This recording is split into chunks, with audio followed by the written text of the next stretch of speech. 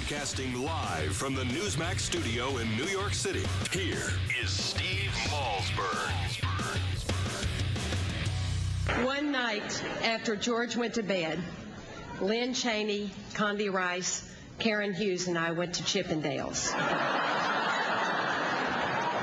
I wouldn't even mention it, except Ruth Ginsburg and Sandra Day O'Connor saw us there.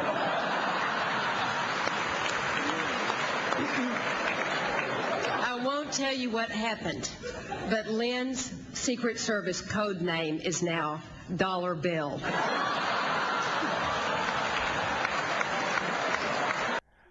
I had to do that to you. Welcome back. Lynne Cheney rejoins us. Wasn't Laura great? Oh, my God. She was fantastic. And, of course, coming on, you're here 2 days after the current White House Correspondents' Dinner. I couldn't resist. I miss those events now. Yeah. You saw some of the highlights of the current one. Did you like it?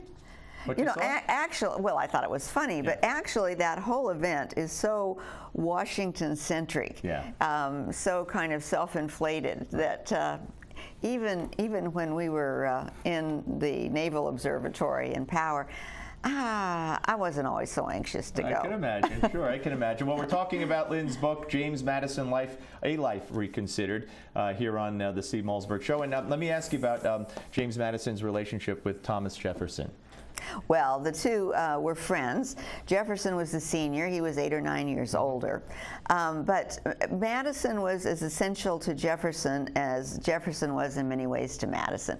Jefferson was the thinker in the air, the great inspirational thinker. Well, I'm really gesturing around here, aren't I? Hey, it's television. And go for it. Yeah. Madison was a genius too. He was able to break through conventional thinking, but he was much more practical. So Jefferson would get off on one of these ideas: we need to change the government, the Constitution, every 19 years, and Madison would say, "Oh, what an interesting thought," and pull him back to earth. Right. But Madison was also inspired by his friendship with Jefferson, because Jefferson too was a great believer in freedom of conscience.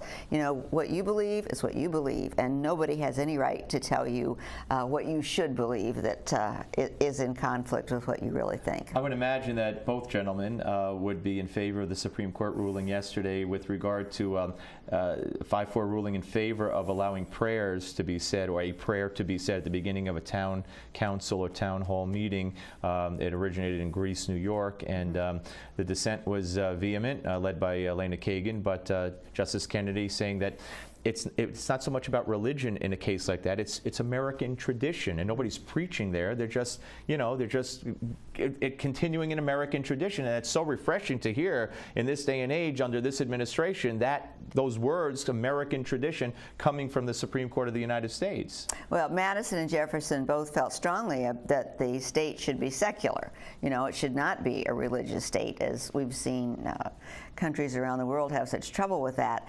But they both used the language of providence, the ceremonial language. They both talked about the blessings that this nation had bestowed upon it. And they both worshiped in services in the Capitol building. So they didn't have any problem, even in the White House, they didn't have any problem with that kind of support for religion. I don't think they would probably have wanted religion to dominate our public schools, but and the court made clear that that's a separate issue. Yes, exactly. So much in this book, a fantastic work which represents a good portion of your life. 5 years to write this book. Yes, exactly. God bless you. It's a great work, and everybody should get a hold of it, and I know they will, and I know it's destined for great things. Let me ask you. Hillary Clinton, the war on women. Republicans are guilty of a war on women because the media says it's a war on women. Hillary already came out with something which was self-serving, that, as we get older, men just want to sit and relax. Women want to go, they're the go-getters. They want to start, the kids are out of the house. They want to live their lives. Very self-serving. But is Hillary, she'll be the Democratic nominee if she wants it, at least I believe so. Is she going to be the next president of the United States? Well, I think that she's definitely running. I think that she is sure on favorite for the Democratic nomination. But, you know, there are a lot of questions to be answered. Benghazi is a big one. She was the sitting Secretary of State when our ambassador and I believe 3 others were killed in a terrorist attack by a group associated with Al-Qaeda.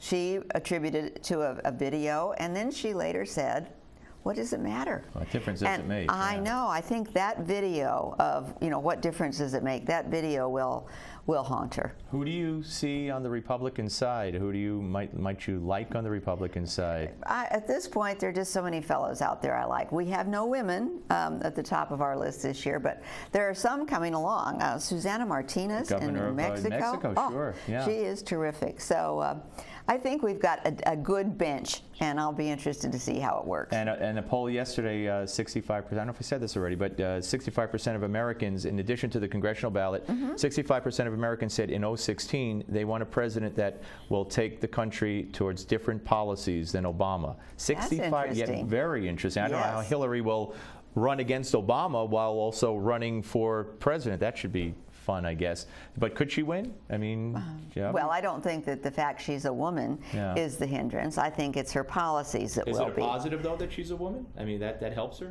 I just think that, you know, we've come to a point where it's possible to say, okay, everybody is here on an equal footing. Right. But she's got, you know, the fact that she didn't just want health care of the Obama model. She wanted single payer. Yeah. She wanted the government to be totally in charge. And then, as we've said, she has some real foreign policy weaknesses. And your husband's well? He's very well. We're so lucky. Great, yeah, so blessed. What an amazing story he is. And I didn't even get to ask you how you deal with all the criticism. I guess you just tune it all out because they're starting up again with the torture, so-called, and it's just, it's crazy. Thank you so much for coming in. It's been such a pleasure to be my here. pleasure. All right, folks, again, the book, James Madison, A Life Reconsidered, right here on the Steve Malzberg Show, the one and only Lynne Cheney, and we are coming back on the Steve Malzberg Show right here on Newsmax Television. Don't go away.